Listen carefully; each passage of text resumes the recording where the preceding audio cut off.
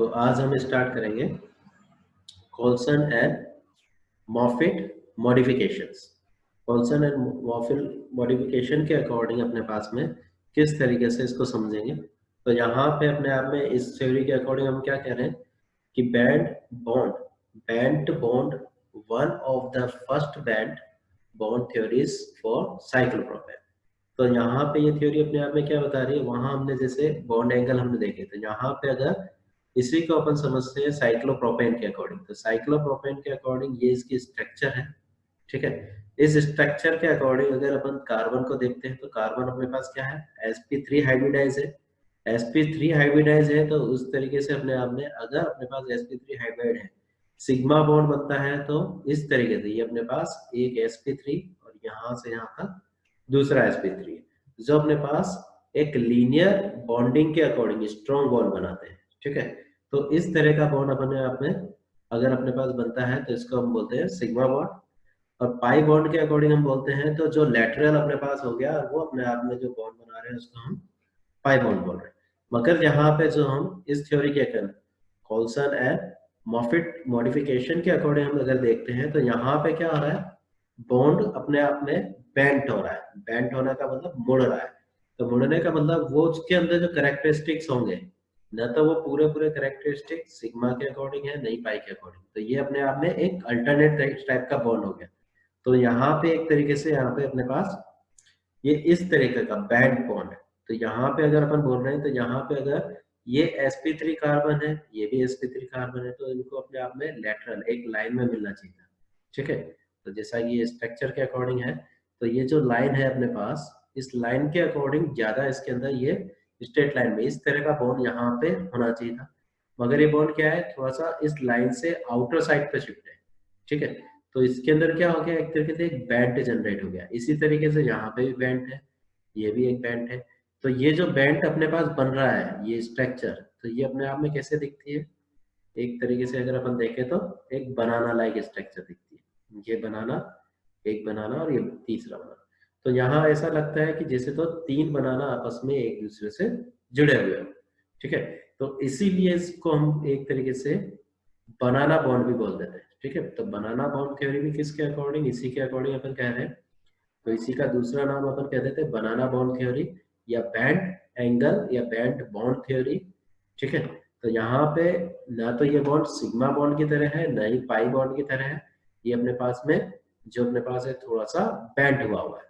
तो जब अगर अपन बोलते हैं सिग्मा बॉन्ड तो वहां हम क्या बोलते हैं कि 75% उसके अंदर क्या है कि p है और 25% अपने पास क्या होता है उसके अंदर s ऑर्बिटल का कंट्रीब्यूशन होता है।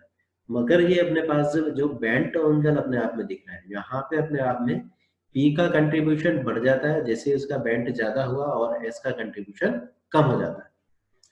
ठीक है, अब यहीं पे अगर ये स्ट्रक्चर हमें दिख रहा है तो ये अपने बॉन्ड अपने आप में पी को ये हाइड्रोजन बॉन्ड बता रहे हैं ऊपर की साइड में और ये बैंड स्ट्रक्चर। तो साइक्लो प्रोपेन जो इस तरह की स्ट्रक्चर है वो अपने आप में किस तरह की स्ट्रक्चर दिखेगी, इस तरह की। तो इसी को अपन क्या कह रहे हैं, बैंड स्ट्रक्चर है an alternative to sigma and pi bond model. तो ये अपने आप में थ्योरी किसने दी अपने पास, Coulson and Moffitt. Coulson and Moffitt ने ये अपने पास में ये मॉडिफिकेशन किसके अकॉर्डिंग दिया, एंगल के अकॉर्डिंग। किसको समझाने के लिए, साइक्लोप्रोपेन की स्ट्रक्चर को समझाने के लिए अपने आप में ये इन्होंने एक टाइप दिया। यहाँ पे जो भी बॉन्ड है वो अपने पास किस नेचर का है, कोवेलेंट नेचर का अपने पास है। नेक्स्ट अपने पास जो थ्योरी आती है उसको अपन बोलते हैं सचेस-मोहर्स थ्योरी। तो सचेस-मोहर्स थ्योरी अपने पास क्या है, स्टेनलेस थ्योरी। तो स्ट्रेन जो अपन कह रहे थे, जो अपने पास स्ट्रेन को अपने पास जो अपन बेयर थ्योरी के अकॉर्डिंग समझ रहे थे, तो बेयर थ्योरी अपने आप में क्या बता रही थी कि यहाँ पे प्लेनर स्ट्रक्चर है जिसकी वजह से जो अपने पास जो एक कार्बन अपने पास बॉन्ड बनाता है टेट्राहेड्रल बॉन्ड, उस बॉन्ड से जो डेविएशन जनरेट हो रहा है जिसकी वजह से स्ट्रेन जनरेट हो रहा है। यहाँ पे सचेत थ्योरी अपने आप में है, मगर ये थ्योरी अपने आप में क्या कह रही है कि यहाँ पे जो बॉन्ड एंगल है अपने आप में 109.5 डिग्री वो अपने आप में चेंज नहीं हो रहा है। यहाँ क्या हो रहा है, जो स्ट्रक्चर है वो प्लेनर ना होके अपने आप में क्या है, 3D में अरेंजमेंट है। और 3D में अरेंजमेंट की वजह से यहाँ पे जो भी हायर जो अपन बोल रहे थे साइक्लोहेक्सेन के बाद में साइक्लो जो अपने पास हेक्सेन के ऑक्टेन नॉनेन उनकी स्टेबिलिटी अपने आप में अपन इस तरीके से समझा सकते हैं। तो सचेत के अकॉर्डिंग अपन देखें तो यहाँ इस थ्योरी के अकॉर्डिंग अपने पास में क्या दिखता है, तो सबसे पहले तो इस साइंटिस्ट का नाम हरमन सचेस प्रपोज दैट क्या बताया उसने, large ring need not to be strained, ठीक है, because the carbon need not be coplanar. तो यहाँ पे अगर अपन कह रहे हैं कि 3 4 5 6 के बाद में अपन गए तो 6 से जैसे जैसे अपन ऊपर जा रहे हैं तो जो अपने पास एंगल है वो एंगल अगर अपन बेयर थ्योरी के अकॉर्डिंग देखें तो वो एंगल क्या होगा, बढ़ता जाएगा। इसका मतलब बेयर्स थ्योरी के अकॉर्डिंग तो क्या होगा कि स्ट्रेंथ बहुत ज्यादा बढ़ जाना चाहिए, जैसे जैसे रिंग अपने पास बढ़ेगी उसके अंदर स्टेबिलिटी जो है खत्म हो जानी चाहिए, ठीक है। तो वो रिंग कंसेप्ट हो ही नहीं, आसानी से टूट जानी चाहिए, मगर ऐसा नहीं है। यहाँ पे अपन क्या कह रहे हैं कि इस थ्योरी के अकॉर्डिंग वो अपने आप में प्लेनर स्ट्रक्चर ना होके 3D में स्ट्रक्चर है, और 3D में अरेंजमेंट होने की वजह से यहाँ पे इनके अंदर स्टेबिलिटी बढ़ जाती है, मतलब जो एंगल है वो टेट्राहेड्रल ज्योमेट्री को ही लिए हुए।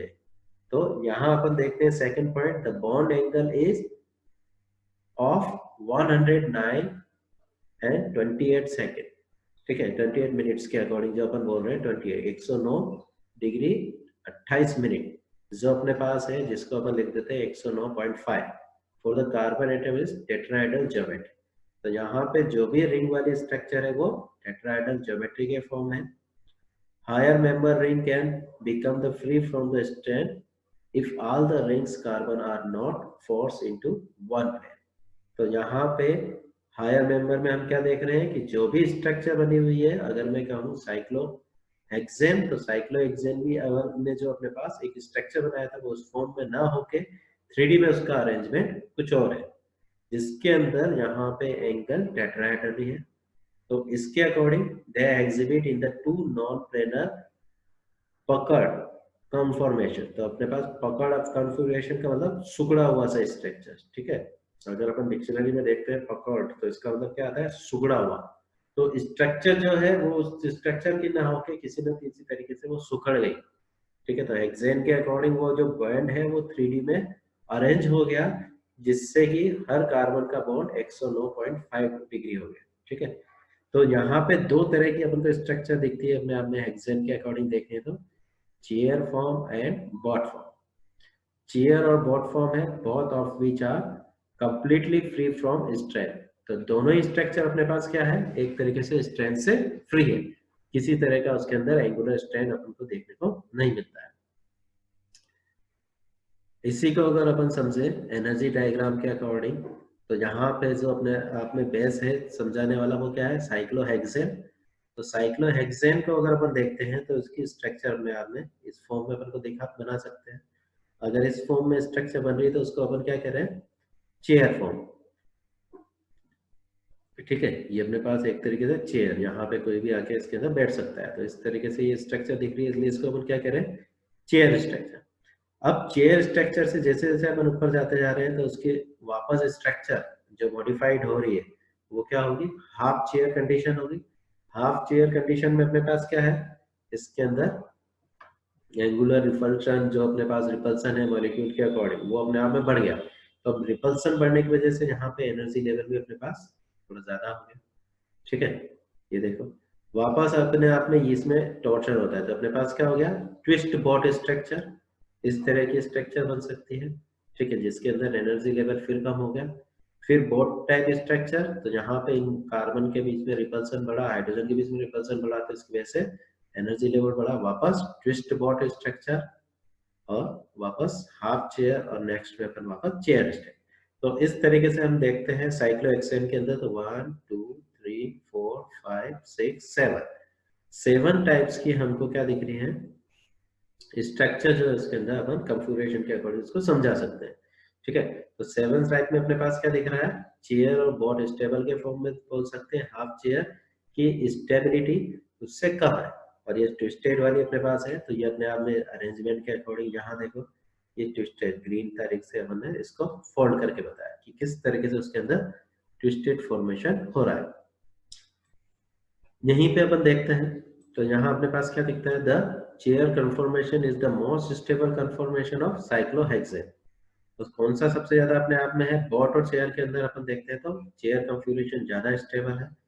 तो यहाँ पे एक्सियल पोजीशन के अकॉर्डिंग और यहाँ पे अपने पास इक्वेटोरियल पोजीशन के अकॉर्डिंग, तो दो तरह की अपने पास पोजीशन बन रही है ये अपने पास, जिसके अंदर अपने पास क्या है, जो भी एंगल अपने पास है, जैसे ये हाइड्रोजन बॉन्ड है अपने आप में, हाइड्रोजन मॉलिक्यूल जुड़ा हुआ है, तो ये अपने पास जो भी स्ट्रक्चर है उसके पूरा पूरा क्या है, परपेंडिकुलर है 90 डिग्री के एंगल पे। तो इस तरह की अगर स्ट्रक्चर का अरेंजमेंट है तो उसको हम बोलेंगे एक्सियल पोजीशन। अब यहाँ पे थोड़ा सा इसके अंदर बैंड आ रहा है तो ये अपने पास इक्वेटोरियल पोजीशन हो जाएगा।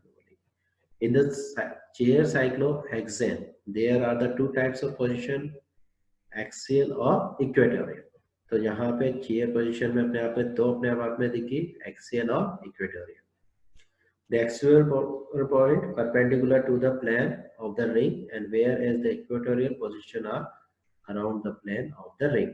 तो यहाँ पे जैसा स्ट्रक्चर से दिख रहा है ये परपेंडिकुलर बॉन्ड हो गया 90 डिग्री, ये भी 90 डिग्री, ये अपन देखें तो थोड़ा सा इसके अंदर, तो ये इक्वेटोरियल अपने पास है।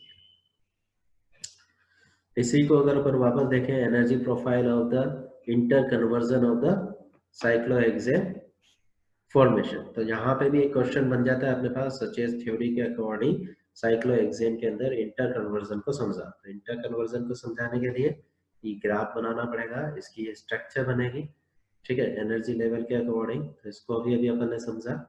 चेयर पोजीशन जैसे ही अपन ऊपर गए हाफ के अकॉर्डिंग तो 5.3 किलो कैलोरी पर मोल्स या 22 किलो जूल एनर्जी होगी।